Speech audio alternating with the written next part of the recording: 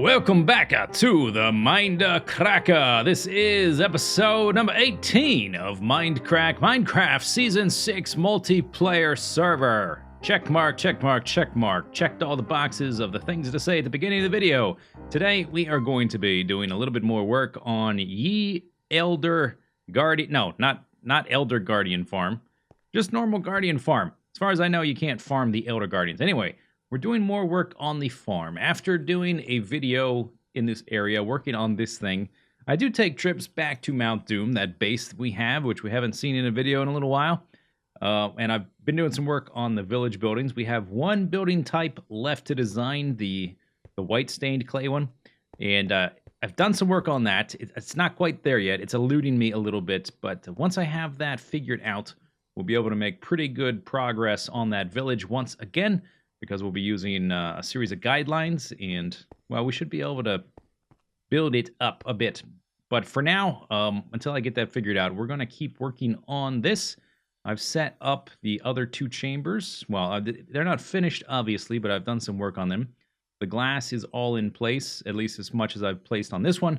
We will have to extend it down further, but they have the same amount of glass now, and I've put the platforms there so that the signs can be placed. I haven't made the signs. I did farm up 3 or 4 stacks of wood.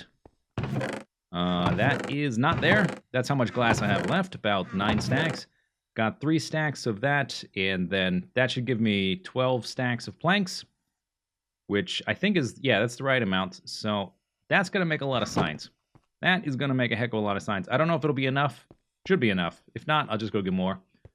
And then we'll have to also make the dispensers and a bunch of water buckets. I did not bring the string with me, nor did I make the dispensers when I went back to Mount Doom. I'm going to have to do that in a separate trip. But making progress, that is the important thing. Last time I mentioned that we would have to move this platform down a bit so that we are at least 24 blocks away from the water there. And it turns out that this platform right here, this is about 22 blocks. So we might have to move it down maybe just another 2 blocks. I'm going to look up the exact number. I think it's 24 blocks. Maybe it's only 20. The amount of blocks you have to be away from a mob for it to spawn. If it's 18, that's fine. If it's 20, that's fine. If it's 22, that's fine. If it's 24, we need to be down just another 2 blocks. I might, well, I'll look it up later. But we're pretty close. I was a bit surprised that we wouldn't have to lower it more. And then these will have to be moved. I'm going to redesign those out of stone bricks anyway. And what I'd like to work on right now is something I wanted to already have worked on, is the enclosure to hold back the water. Yeah, but to leave as much of it visible as possible, so that it looks like we've got the water all around us. If we just got rid of all the sand now, of course, the water would come rushing back in. It would refill to mostly source blocks. Some of this stuff we've constructed would interrupt that, but it would be a giant headache. It would undo a lot of the work we've already done. So one thing we are definitely going to do, we're going to have a column of blocks here in the corners. And that will mean that these blocks here, these sand blocks, will turn back into water source blocks once we get rid of all the sand. And that's going to cascade out 1 block and flow into here. So we'll need some form of a channel here. So I have a shovel. I do. We'll need a channel to catch the water. And then a similar thing here. We'll need a channel here. This is a slime chunk, which is why this is all slabbed out at the moment, because they were being so annoying. The only problem is this block right here will turn back into a source block, so it's going to cascade that way. I think what we might do, because it's going to get in the way of our squid farm, what we will do is we will extend the this column thing out 1 block, and then that's going to cascade out only 1 block this way. So we'll need a channel there, and we'll do a similar thing here, I guess. And we'll need a channel here to catch that water. Same kind of thing. Channel, channel, channel. And then once we get to, I thought there, I thought it was okay, I guess that works out right. I had forgot how I had done this. Yeah, that needs to be there. And then coming back this way, we will need a column there, and at that point, it will just become symmetrical. Tube there, etc., right? Very simple, more or less. But that's going to end up looking kind of a little bit too bare, a little bit too much like a skeleton, just a framework. So I think we want to add some kind of design to it. My first thought was, do we want to use solid blocks like that in a column, or do we want to use slabs to make it even more transparent? Maybe we use some kind of combination. Maybe it's not just a straight rectangle. Maybe it has a series of steps in it. So it has more of a designed look. This whole bottom area with, whoops, don't fall down there. This whole bottom area with all of these chunk outlines, this is all going to get carved up and lowered.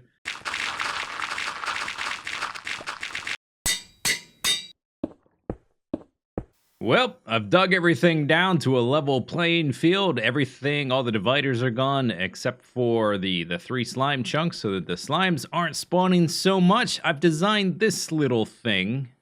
I think it looks all right. I think it's a good start. Once I get rid of the sand, I can still edit this kind of stuff.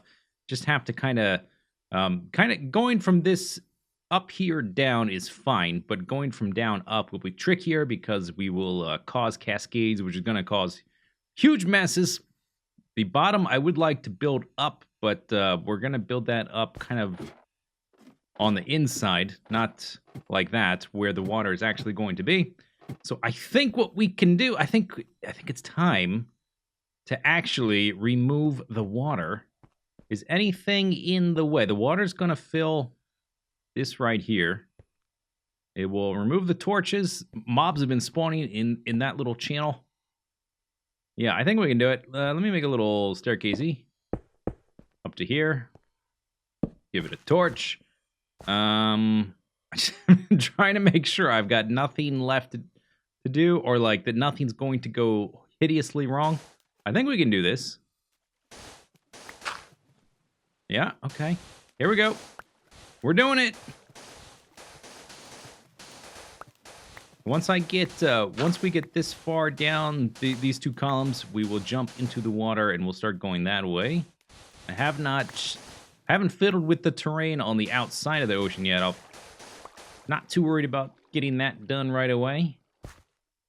Okay, kind of like I thought it would happen. Nothing crazy has happened yet. I'm just kind of nervous about this because it took so long to drain this ocean.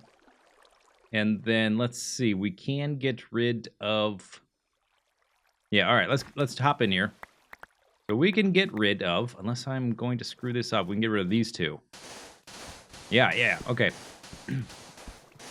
So these are going to turn back into source blocks. Everything in this column is going to turn back into source blocks, which is okay.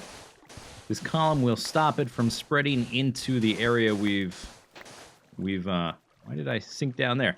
It'll stop it from spreading into the area we cleared out. Okay, good. Now we're just going to head this way. This is going to use up a lot of my sand charges, obviously. Oh, you know what I could do? Oh, you know what? I was thinking, yeah, this is going to use up a ton of durability on my shovel, and it's going to cause a lot of experience levels to disappear from my little experience bar to repair it. Because we can't do the torch trick, right? But I think slabs, if we put a slab down, will they break? Oh, okay. Yes! Oh, lovely. I think you can also use pressure plates. There might be a few other things you can do. That's good. Okay, good. We'll do it like... Oops. We'll do it like this. That's quite a high stack. I can probably even do it from here.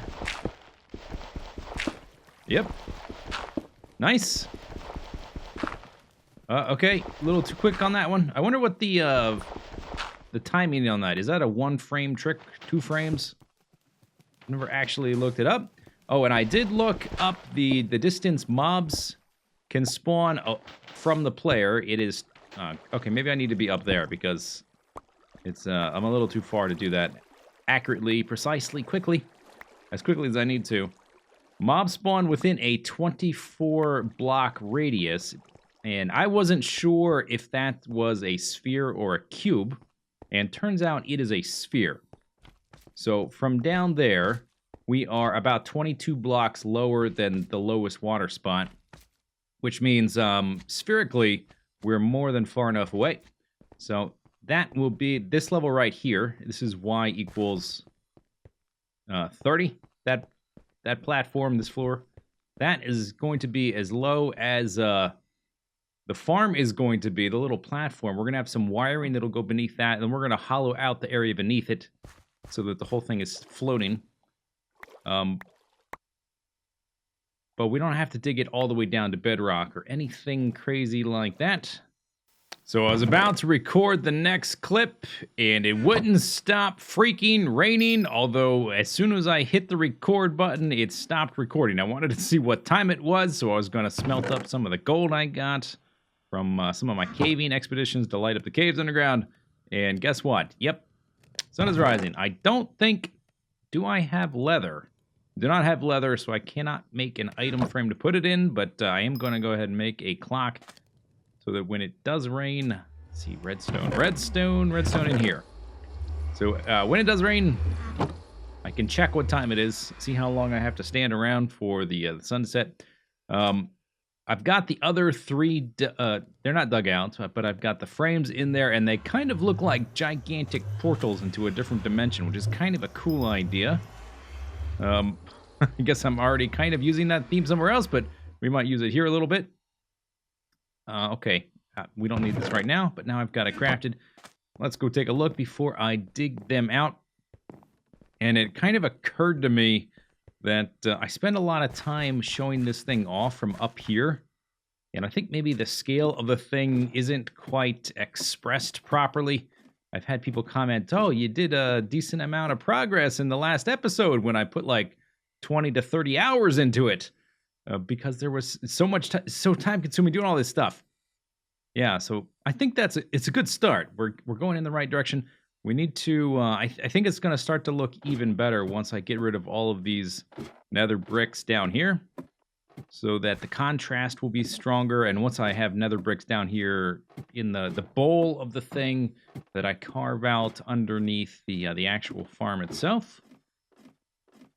But look at this, transparent door into another dimension, the dimension of ocean. And there's a lot of squids there. I was actually looking at the wiki when I was looking up the mob stuff, and it said the mob cap, the squid are on a separate mob cap. It said there was a mob cap of like 15 or 5 or something stupid. There's like, I can say 30 right here. So obviously that is inaccurate. What was I going to do now? Oh yeah, just watch me run underneath this thing, how long it takes just to run from one side to the other, and then think about the fact that I drained the whole thing with sponges and sand. Okay, is it sinking in a little bit now? That it's taken me forever to do this, because this thing is gigantic. I went to Paw's base one day to compare sizes of our holes. His is a little bit deeper, but it is not even remotely this girthy. Okay, yep. All right, so next, we are going to be draining the sand. Do I still have slabs? I got some slabs. And I think I have all that set up. There was a thing where not all of the blocks here. Let me go ahead and... Oh, okay. There we go. Let me hop up in here. Not all of the water blocks updated until I cleared out all of this, because some of these are going to be flowing water, not water sources, so I might have to dig this out a decent ways to let the source blocks connect into an infinite spring formation. But anyway, I'm gonna dig all this out, and then we'll take a look at that.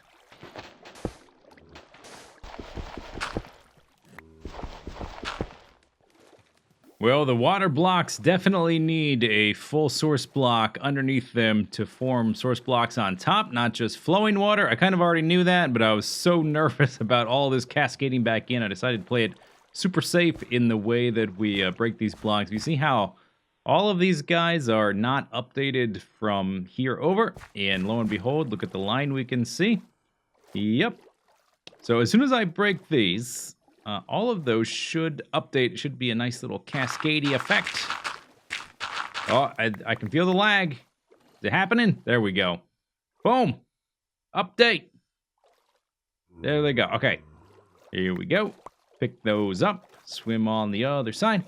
The other ones, because of the way the bottom of the ocean was shaped, sometimes I had to kind of couldn't do it quite that way. I had to place some source blocks. But we are finito with that part. Man, this place is big. Running around under here. I guess because I had all the dividers up and I was always trying to like navigate between them, I wasn't spending much time just looking up as I was walking around, and now it is starting to feel like this project is ginormous. Holy crap. I knew this thing would come in handy. Is it nighttime yet? Seems like it's just about time. There we go. I kind of see the sun setting on the horizon, but it's hard to tell what that really even means. All right, so I'm done for the day for the video. I know this video and the last one are going to be a bit short compared to, I guess, a more normal average video length. But I'm going to try to get them out in a more timely, regular fashion. We have our temporary mob farm going. I guess it's been going while I was up there, huh? I didn't really think about that. The spawn rates don't seem... All right, maybe their spawn rates are okay. Ah! I think they could probably be better. There are some things we can do to optimize the spawn rates. I think the first thing we'll do is light up the interior. I'm pretty sure that means doubling the spawn rates. I might do some like actual calculations, count how many drops we get during a certain period of time, and then change something. I wanted to get some of these drops so that we can make the prismarine lanterns, and then use those to light up in there. And because I've hooked it up with wiring, we can... Okay, guys, chill out. Chill out. We can shut it down at any moment and get in there and fix it, or make small changes to it. And the other two are ready to be hooked up. I got rid of all of the sort of what's that called? Netherrack? Nope, that's my sword. Give me that back. The nether brick. I guess the rough draft of the stuff I had put out before. That was really just to get the spacing right. We're gonna make it out of stone bricks, and I think to shoot the items along better, and also to make this squid farm, I'm gonna want some ice, maybe even packed ice. We might have to go in search of a ice spikes biome or whatever they're called. We might not even need this farm here, because a decent amount of the squids, this guy might... Case in point. Oh, perfect timing. Take that, squid. Bam. I might just set up some kind of item collection along the edge here, because we're going to have quite a bit of exposed edge. We might do it that way. I'm not exactly sure. Maybe if I just ran a minecart back and forth with a hopper on it. Could work. Instead of having an additional farm, because this wall is going to act as a passive farm all on its own. We'll see. And it would be nice to keep the sight lines open now that I can see what it's going to look like. I don't know that I want to be obscuring the view with a big kind of... I mean, the squid farm could look cool, but it's going to block the view of something even cooler. But I guess that's it for this episode. I hope you guys enjoyed it. Leave your feedback below, your comments, your thoughts, what you had for lunch. If you've had lunch, if you don't eat lunch, don't write you had nothing, I guess. We'll see you next time. See you later. Take it easy. Have a good day. Bye-bye.